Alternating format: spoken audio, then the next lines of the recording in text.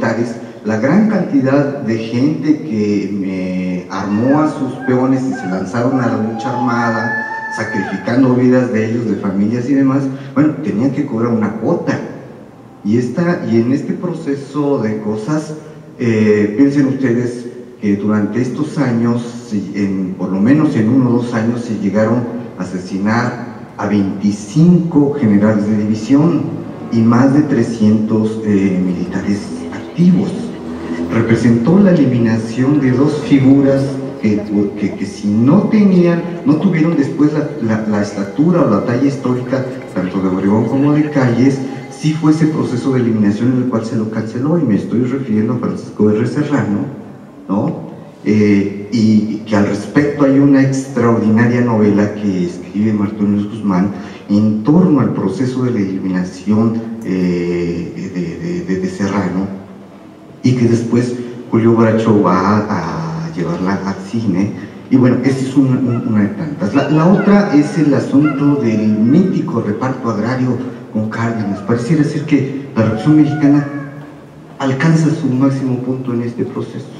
Y hoy podemos históricamente revisar que el proceso pues, no fue tan afortunado como lo que quisiéramos. Y en aras de este proceso de mitificación de estos héroes, tanto como de Villa como Zapata, pues, estamos también comprando el de Cárdenas. Y el otro de los asuntos que también nos vamos con el discurso del documental es en la afirmación de esto del problema de que solamente en la cultura cinematográfica podemos ver llegar a un peluquero o como diputado. Bueno, pues la realidad nos ofrece múltiples casos que no son así, que hay gente que con una mentalidad no solamente de peluquero, pues también llega a gobernador, ¿no? Casos, ¿no? Entonces, este tipo de pistas que nos va construyendo el discurso del documental pareciera ser que nos permitieran abrir un debate interno incluso con nuestra propia conciencia. Miren ustedes, hay 2 cosas. Uno es cómo cuando nuestra conciencia histórica revisa este tipo de materiales y lo trata de hacer un juicio muy crítico de la historia.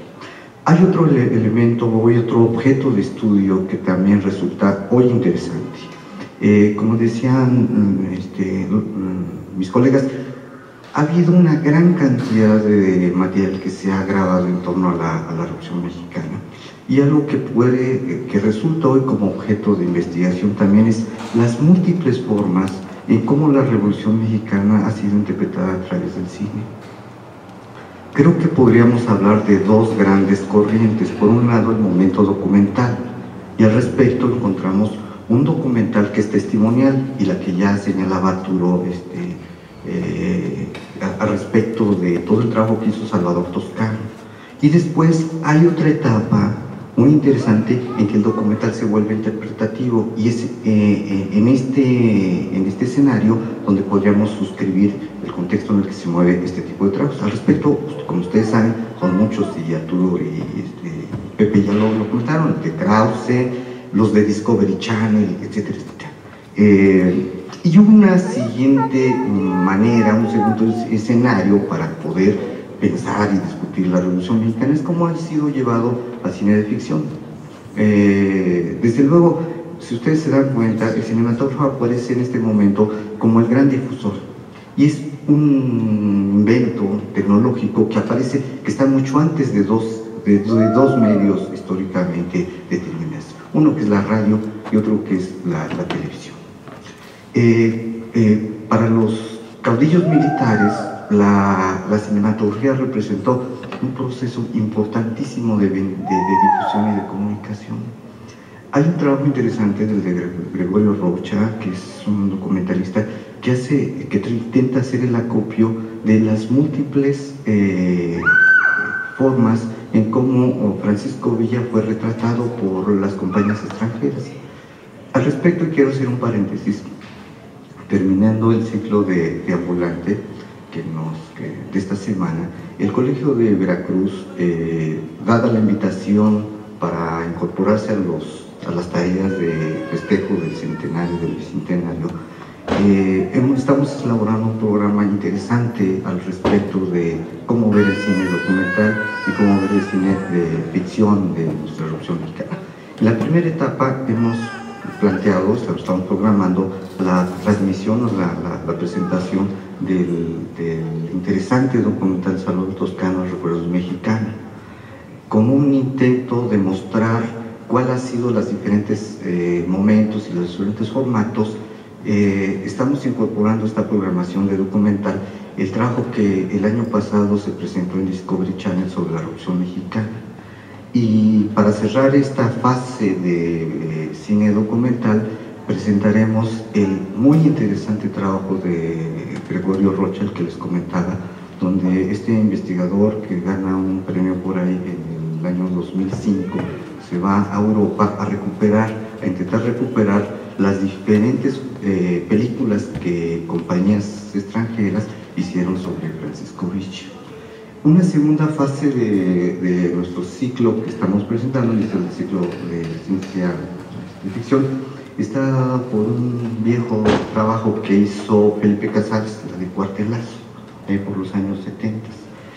Seguiríamos con el trabajo de Chano Huerta sobre Los de Abajo, uno de los primeros documentales que se hicieron, para seguir con La Sombra del Caudillo de Julio Gacho, esta película que habíamos comentado hace rato, La Soldadera de José Bolaños, y para terminar con una suerte de lo que se convirtió por los años de 1975 con Las Fuerzas Vivas de Luis Alcoiza. La idea no es reflejar históricamente,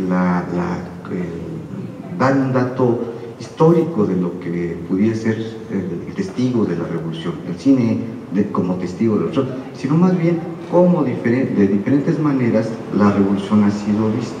Por tanto, a nosotros nos gustaría mucho que si nos dejaran por esos correos electrónicos para avisarles de la programación del evento. Bueno, una segunda inquietud que quisiéramos compartir con ustedes es, si bien es cierto que la historia de la Revolución Mexicana no ha sido reflejada en estos términos, con este apego, la pregunta sería, en Veracruz, pensando en el caso nuestro, en nuestro estado, y hago una reflexión concreta, me imagino yo, si quitamos la historia del PRI, de los procesos de formación del Estado mexicano, ¿de qué historia estaríamos hablando? Mi pregunta sería si quitamos la historia de Veracruz en la formación política y económica de nuestro país, ¿de qué país estaríamos hablando? Yo creo que tendríamos una ausencia muy grande, y esta ausencia pues, la da el rico contenido de la historia de Veracruz, no solamente como un escenario histórico, no solamente como una cuna de hombres que llevaron a la historia a tomar determinaciones decisivas, sino también como una máquina de creación institucional. Y al respecto, yo, aprovechando la presencia de los profesores de la UB, quisiera cuestionar, con los recursos tecnológicos con los que hoy contamos, con los registros históricos que tenemos, y ante un documental como el que hemos visto, ¿no resultaría provocador para nosotros, viviendo en Veracruz, no nos podría provocar la idea de también, ¿por qué no realizar nuestro propio documental sobre Veracruz? ¿No? Creo que se puede hacer. ¿Cuáles podrían ser las pistas para llevar a cabo un trabajo de esta naturaleza? Bueno, con respecto a la pregunta que haces, yo he conocido algunos materiales filmados acerca de la región fabril de Atlisco y la región fabril de Río Blanco y Orizaba, que para el momento del inicio de la revolución eran los dos centros textiles más importantes del país, y que a la sazón tenían una tecnología para la época de vanguardia en términos de procesos de producción y de maquinaria, y que por otro lado fueron claves, no solo digamos por aquella fecha mítica del 7 de enero en Orizaba, que se considera uno de los movimientos precursores, junto con Cananea, del estallido de la revolución, sino porque posteriormente, y aquí lo enlazo con el comentario que quería hacer, se convirtieron tanto Atlisco como Orizaba en los baluartes, o los bastiones más importantes de la primera organización nacional de obreros que se generó en México, que se llamó la CROM, Confederación Regional Obrera Mexicana.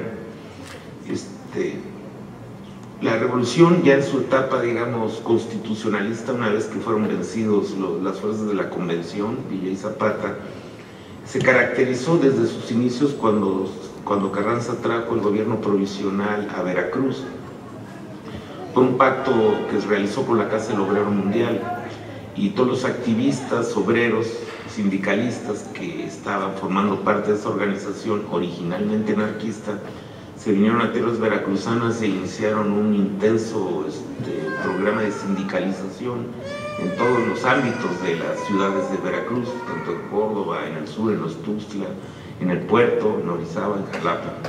Y fue el inicio, es decir, recordemos que antes de la Revolución Mexicana no existían sindicatos, si acaso existían